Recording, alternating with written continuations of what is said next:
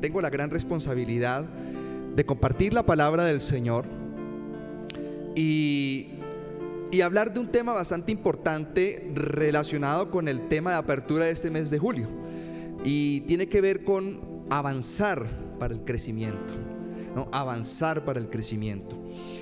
Y bueno, he basado este texto bíblico en la carta a los Filipenses, carta del apóstol Pablo a los Filipenses, y deseo que por favor estemos muy atentos, ¿verdad?, a lo que el Señor quiere hablarnos en esta mañana. Esa carta del apóstol Pablo a los Filipenses es una carta bastante especial porque tiene un origen bastante particular. Como bien saben ustedes, el apóstol Pablo, según dice el libro de Hechos de los Apóstoles, a partir del capítulo 16, está trabajando en una región que se llama Asia Menor, donde queda la iglesia de Éfeso, donde queda la iglesia de Galacia, ¿no?, los Gálatas, y está trabajando allí. Y Pablo fue a un viaje misionero con Timoteo, con Bernabé, y dice el capítulo 16 de Hechos, dos textos bastante particulares, versículos 6 y 7, que el Espíritu Santo les prohibió seguir predicando en Asia. Llama mucho la atención cómo uno encuentra este texto en una persona que está haciendo un trabajo, una persona que está predicando la palabra, que está llevando la palabra de Dios a un lugar, y que el Espíritu Santo le diga: no sigues predicando aquí. Eso conllevó a pensar por qué la prohibición del Espíritu Santo a seguir hablando la palabra en Asia, ¿sí? Y el Espíritu Santo no les permitió seguir haciendo esta actividad allí. Bueno, por medio de este evento y gracias a esa prohibición, pues el evangelio que estaba llevando Pablo inició un nuevo viaje hacia Occidente. Lo que pasa es que en cierta parte del mapa, vamos a ver si pasamos a la siguiente presentación. Bueno, ahí yo había puesto un mapa donde vemos que Pablo está predicando acá en Éfeso, aquí donde parte una rayita rojita, ahí lo pueden mirar, ¿cierto? Y él predicaba en esa zona, donde está esa parte donde dice Troas, ahí, toda esa parte del mar, hasta ahí llega Asia, es decir, Occidente. De ahí para allá encontramos Macedonia y encontramos todos los pueblos griegos. A partir de esa prohibición del Espíritu Santo de seguir predicando la palabra de Dios en ese lugar, o sea, Pablo estaba tranquilo ahí, Dios le dijo a Pablo: vas para Asia, para Macedonia. Y llega a una ciudad que se llama Filipos. Filipos es una ciudad que fue llamada así en honor a un gran conquistador de la historia del imperio griego llamado Alejandro Magno, que fue el gran conquistador griego que pues llevó y permitió que la cultura griega se expandiera hacia Oriente. Y este hombre, pues gracias a toda esa parte de la cultura griega, tenemos la posibilidad de que el Nuevo Testamento haya sido escrito en ese idioma tan hermoso. Pero Pablo llega ahí a esa ciudad y está en un territorio totalmente diferente. ¿Por qué? Porque Pablo y sus compañeros, al predicar la palabra de Dios en Filipos, caen en prisión. Y ya recuerdan ustedes la historia del carcelero de Filipos y toda esa historia que se desarrolla allí.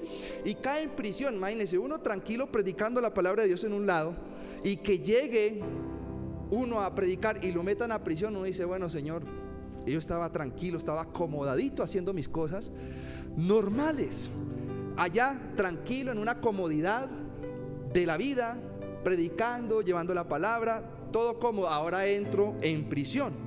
Bueno, otra característica de esta ciudad griega es que está llena de griegos con un tipo de filosofía llamada el gnosticismo. El gnosticismo era una filosofía bastante terrible, y los gnósticos afirmaban tener un conocimiento secreto que solamente ellos lo tenían, y que solamente Dios los había escogido unos pocos, ¿verdad?, para alcanzar un alto grado de superioridad. Es decir, ellos se gloriaban de ser perfectos porque tenían esa superioridad, ¿no?, del conocimiento. ¿sí? Pues también ellos tenían una situación distinta en cuanto a la realidad material. Ellos negaban la realidad material. Es decir, ellos decían que todo lo material es malo, que la carne es malo, que lo bueno es solamente asuntos del espíritu, ¿verdad? Y otras cosas más. Por eso Pablo, lo que le estoy diciendo es un poco el contexto de lo que Pablo se refiere en esa carta a los filipenses, porque toda esta carta está llamada a avanzar y a crecer.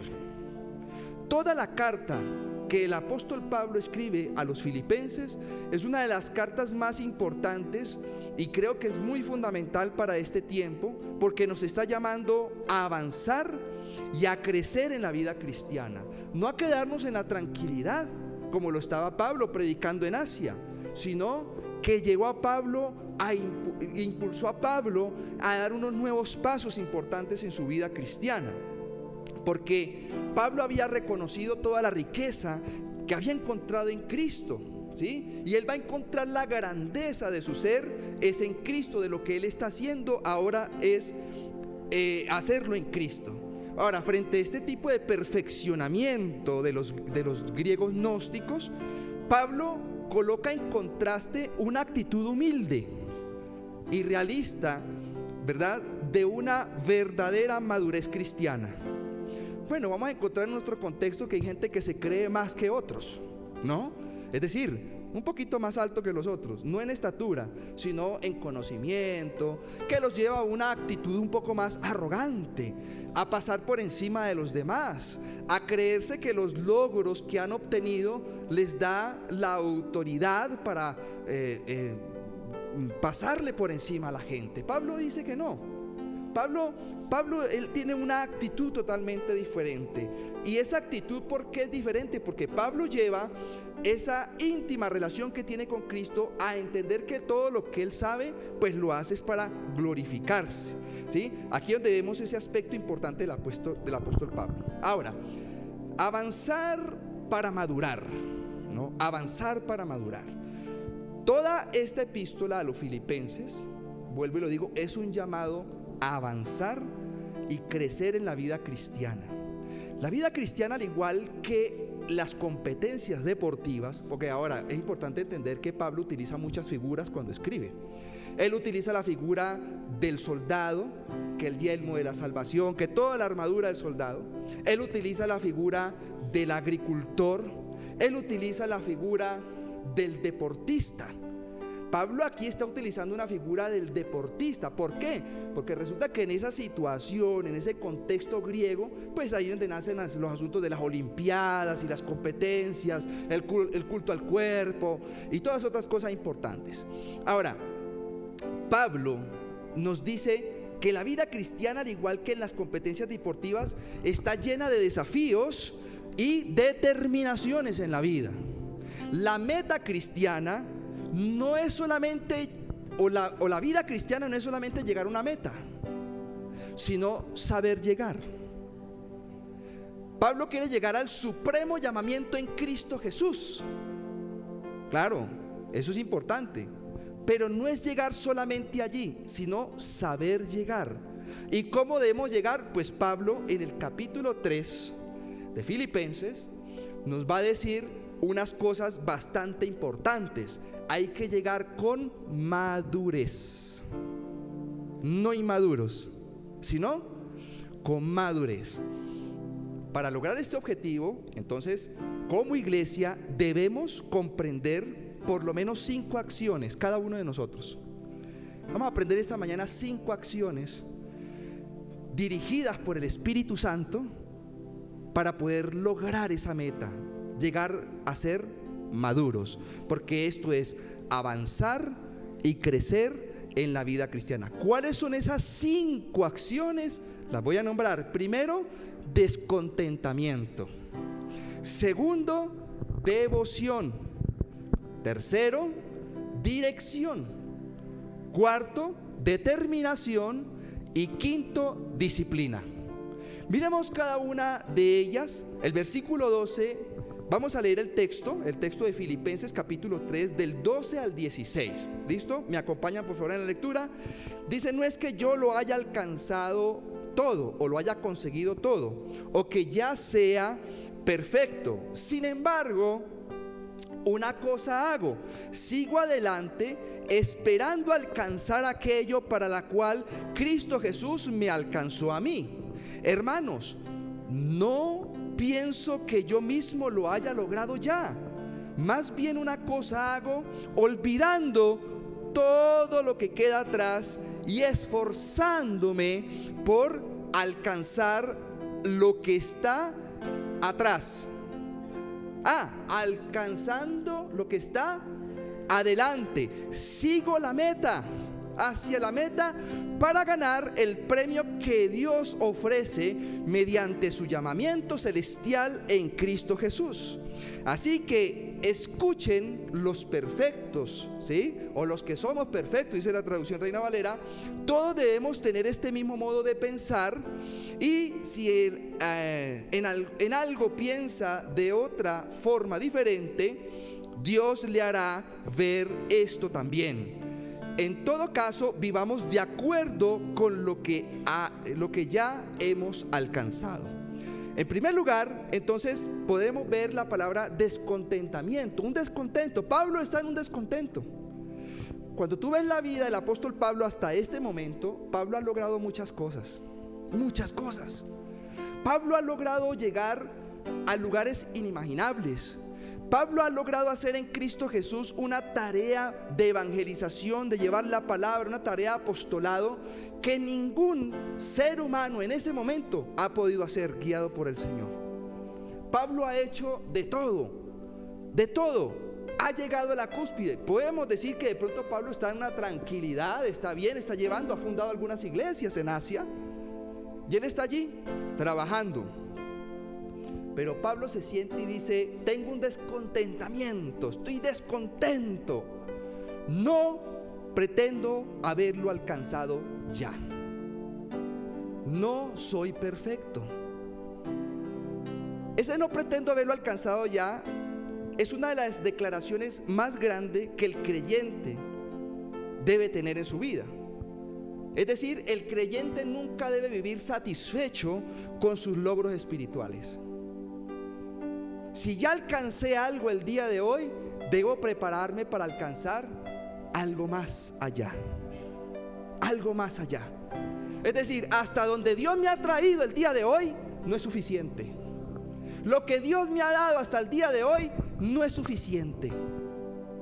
El creyente debe guardar en su corazón este descontentamiento, porque podemos hacer mucho más de lo que Dios nos llamó a hacer. ¿Hasta dónde llega la visión de cada uno de nosotros? Hasta donde nuestra vista alcance a dar. ¿Y hasta dónde llega nuestra visión espiritual? Eso va a depender de los desafíos que usted y yo coloquemos en las manos del Señor. ¿Hasta dónde va a llegar el crecimiento de esta iglesia? Hasta donde el pastor y los hermanos de esta iglesia pongan su mirada. El apóstol Pablo decía: tengo un descontentamiento, me falta más. Ahora, él dice: yo no soy perfecto, ¿sí? Relacionando un poquito con esa perfección que los griegos gnósticos creían, ¿no? Que se creían más que los demás por los logros. No, las escrituras revelan por lo menos 3 etapas de la perfección. Es importante tener esto porque es que en el versículo 14 en el versículo 15 dice que Pablo es perfecto.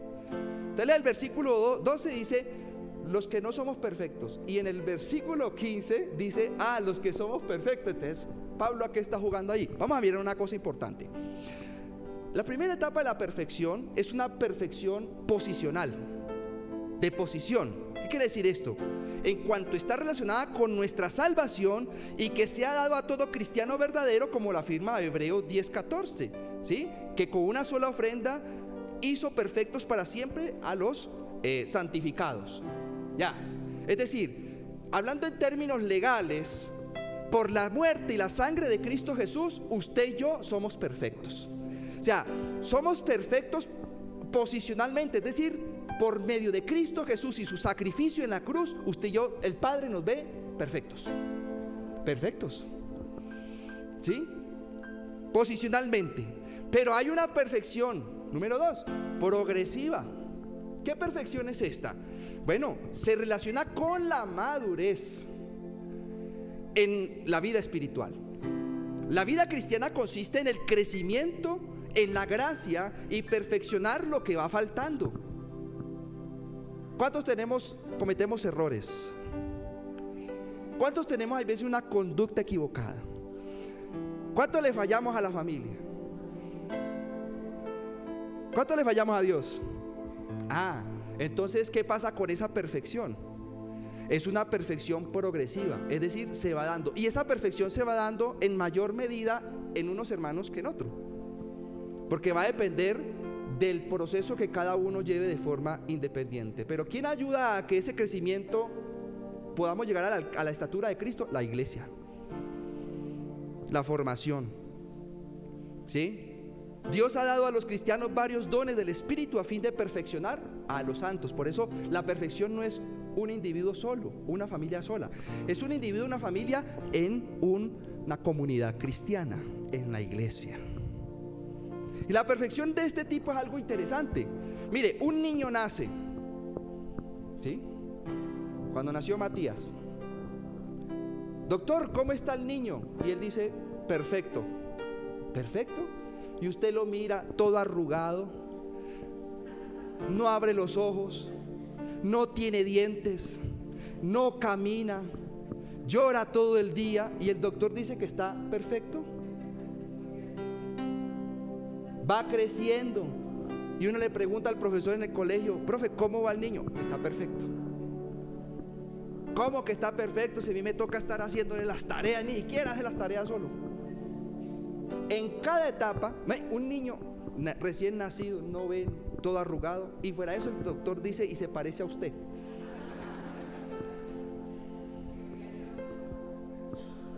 La vida cristiana es igual. En la medida que vamos creciendo, somos perfectos ante Dios, porque tenemos una perfección, pero tenemos que irla trabajando desde la madurez. Y en tercer lugar, una perfección definitiva, que esta perfección se va a poseer pues en esa eternidad. Pero el apóstol Pablo se refiere también a esa perfección moral, cuando afirma: sino que prosigo por ver si logro agarrar aquello a lo cual también fui agarrado por Cristo. Digamos que sea una de esas traducciones. En segundo lugar, para poder lograr esa parte, para salir de esa desconformidad, tenemos que hacer un segundo paso: la devoción. La devoción que la plasma Pablo en una palabra: una cosa hago. Y esto es importante porque el apóstol Pablo dice: sin embargo, una cosa hago, sigo adelante esperando alcanzar aquello por lo cual Cristo también me alcanzó a mí. Una cosa es una frase muy importante en la vida del cristiano, en la vida del creyente. Una cosa te falta. Muchos creyentes están envueltos en muchas cosas, muchas actividades, muchos proyectos, mucha visión que el país está haciendo. Entonces yo voy a hacer esto y esto y esto y esto, que ahorita con el candidato que ganó voy a hacer esto, y empiezan. La visión cristiana, hay veces por las situaciones humanas, como que se esfuma, se nubla. El apóstol Pablo nos dice a través de su testimonio: una cosa hago. No es un secreto, ¿sí?, que el progreso del cristiano está en concentrarse en una sola cosa, en lo que Dios nos ha llamado a hacer. El creyente debe dedicarse a la carrera cristiana, a la vida cristiana, a madurar en Cristo. Mire, ningún atleta va a tener éxito haciendo muchas cosas, sino que él se especializa en algo. Si va a levantar pesas, ¿sí?, halterofilia, pues en eso se va a dedicar toda su vida. Claro, al menos que sean multiatletas, ¿no? Multideportistas que hacen varias disciplinas, ¿sí?, que son casos excepcionales. Pero lo normal es que el atleta se concentre en una sola cosa, porque no va a obtener el galardón. Los ganadores son aquellos que se concentran y fijan sus metas, una sola meta, y no dejan que nadie ni nada los distraiga. Mis estimados hermanos, no dejemos que en esta vida cristiana, en la cual estamos siendo llamados a avanzar para madurar, las cosas nos distraigan.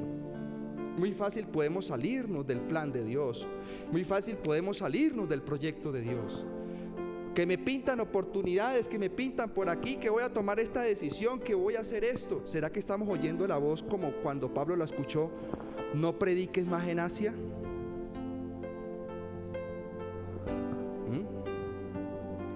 Es importante afinar ese oído, ¿no? En tercer lugar, para lograr que esa cosa sea hecha, necesitamos dirección. Y el apóstol Pablo utiliza una palabra clave: olvidando el pasado. Hermanos, no pienso yo mismo haberlo logrado todo, ya más bien una cosa algo, olvidando lo que queda atrás y esforzándome por alcanzar lo que está atrás. ¿A dónde? Adelante.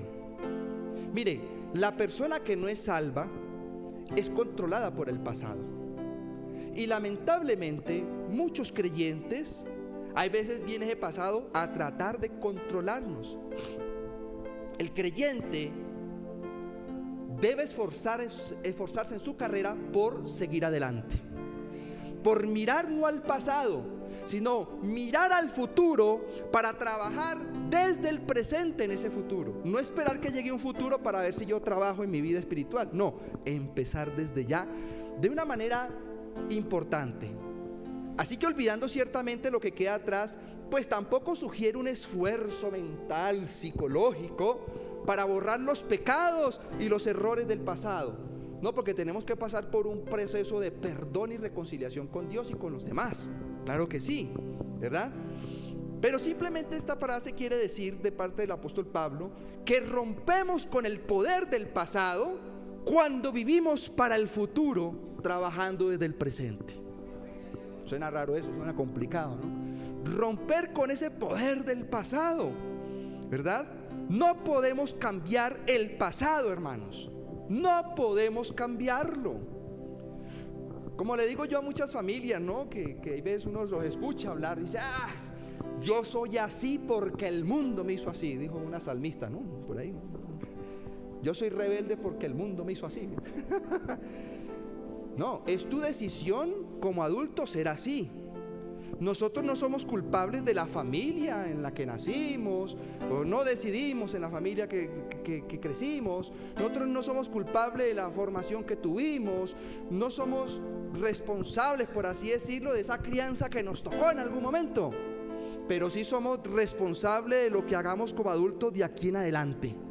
Yo puedo cambiar el pasado en Cristo Jesús. Amén. Yo puedo cambiar ese pasado en Cristo Jesús, porque soy un adulto y para eso estamos aquí. En la Biblia, la palabra del Señor, el Espíritu Santo nos está haciendo un llamado a avanzar para crecer y madurar. Olvidando lo que queda atrás. Bueno, uno se puede preguntar: ¿y qué hay de la alternativa de, pues, hacerle un repasito al pasado para pensar en esas cosas buenas que me pasó? ¿Será que eso es malo, pastor? ¿Será que hay algo de malo en eso? Sí hay, y mucho. Porque si bien estoy atado por el pasado, por las cosas malas, y eso no me deja avanzar, también me puedo atar al pasado pensando en lo bueno que hice. Ay, esa gloria que viví yo en el ministerio en el pasado. Ay, ese buen trabajo que yo tuve por allá ay, que eso. Y se queda uno pensando en las cosas buenas, pero atadas al pasado. Y tiene mucho de malo. Ya hemos pasado mucho tiempo apoyándonos en logros pasados. Mire, los atletas rompen un récord mundial. Y listo, me quedé así, rompí el récord mundial. Y para las próximas Olimpiadas dicen: no importa que yo pierda, ya mi nombre quedó en los récords Guinness, ¿no? Que fui el hombre más veloz del mundo, 9.58 segundos. Y ya, no.